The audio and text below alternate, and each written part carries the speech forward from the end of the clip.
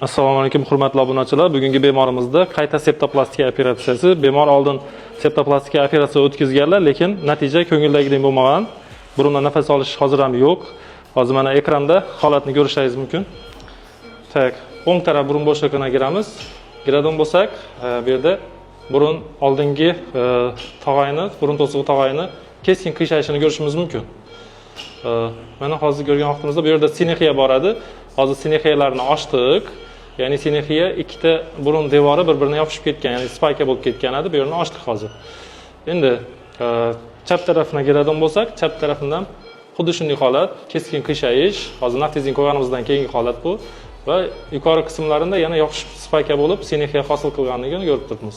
Hozir sinexiyalarni ochamiz va burun qiyshiqligini ham to'g'rilaymiz. Natijalarni xudo xolasa qo'yib ko'rsatamiz. Baho berasizlar. Kunlaringiz xayrli o'tsin. Sog' bo'linglar.